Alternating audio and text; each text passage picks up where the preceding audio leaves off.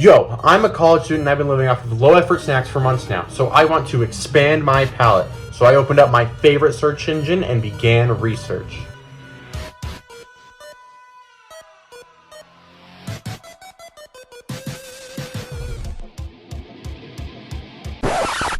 Pizza Tower is the latest game to just rip off a Nintendo game and become successful. And I will soon prove to you that it is the latest in culinary arts.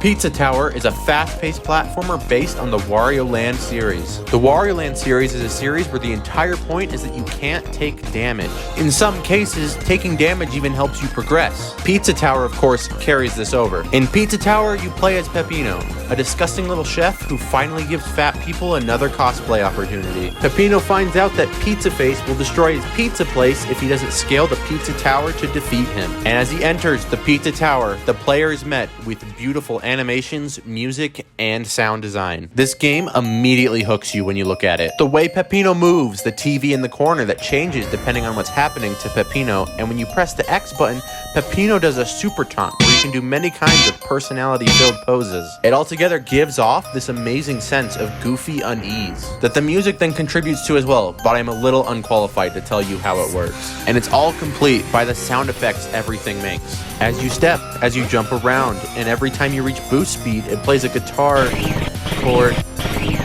Okay, maybe the sound design isn't perfect, but you still feel into this game after just starting it. And it tells us that the first thing a pizza needs is a nice sense of ambiance. Peppino initially controls somewhat awkwardly. He has a lot of potential actions, and you'll feel like you have to keep slowing down to perform those actions properly. Specifically, super jumping. It's never super clear when you're supposed to do it, so you normally have to stop, realize what you have to do, and gain speed again in order to perform it. While I never really got used to super jumping, every other part of his moveset started to fall into place for me over time, and it starts to feel like you can do anything in the levels. You can climb any wall while maintaining speed, so not even a wall can stop you from slowing down if you know what you're doing. Which tells us that the next step to making a pizza is to not let anything stop you. And while there are a lot of ways to go fast, the game does often encourage you to slow down. Every level contains 3 mystery eyes that take you to short little challenge rooms, a secret item door with a Jerome you can collect to open it, and 5 ingredients for pizza: mushroom, cheese, tomato for the sauce, sausage, and pineapple, which is the next thing on the list for the perfect pizza. The levels start almost as a collectathon. You explore the level looking for ingredients, the secret eyes, and Jerome so you can open up the secret item. The ingredients, however, are the most important because you need a certain amount of them to progress, which means you can't just blaze through the levels, which feels awkward when it feels like you can go so fast, but you're trying to carefully comb through levels. And some of the obstacles require you to have a lot of speed, so when you're trying to check every nook and cranny and you all of a sudden have to go fast, it feels even more awkward. And to pile on top of that, there's a combo counter in the corner that makes you want to go fast so you can keep your combo going. But when you go fast, you might end up having to replay the levels because you didn't get all of the ingredients. It leads to the first portion of levels sometimes feeling kind of awkward. But when you make it to the end of the level and you break the big face, the music begins to get intense, a timer appears at the bottom of the screen, and you think, it's finally time to go fast.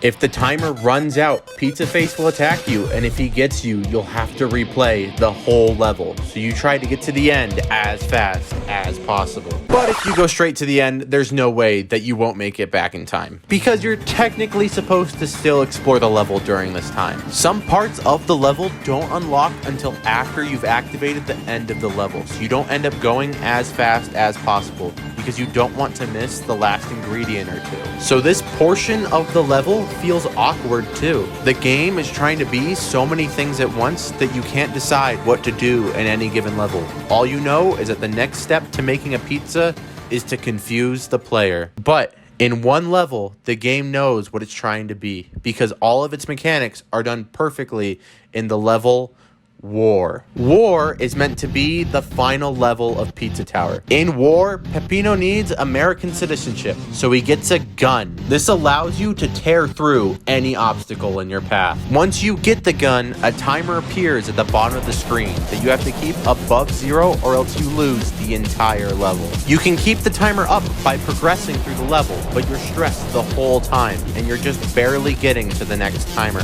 This does take away from the exploration aspect of the level, but you can really flow through the level and you get to use Peppino and his gun's moveset to its fullest. It's the only level where failure is common, giving it the greatest sense of tension of any level in the game. And it teaches us the next thing we need for a perfect pizza is a gun. This game does do a lot of other stuff right. The boss fights are a lot of fun, all the various gameplay styles keep the gameplay fresh, and Peppino is a more interesting character than any other platformer character. But the gameplay loop of this game doesn't make sense. It's trying to be too many things at once, leading it to being none of them. But then why do I enjoy playing this game so much? Somehow, all of the parts of Pizza Tower come together to form something that can be enjoyed by anybody.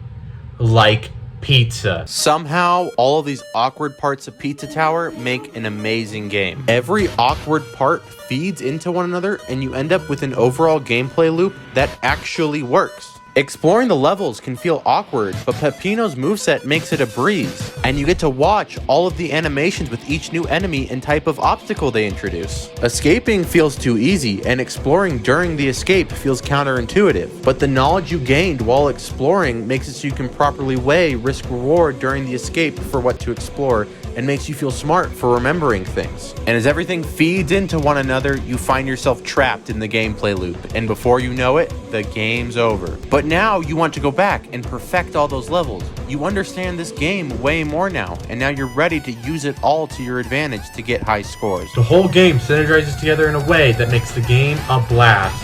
They told us that the final thing we need to make a pizza is synergy. And now, it's pizza time.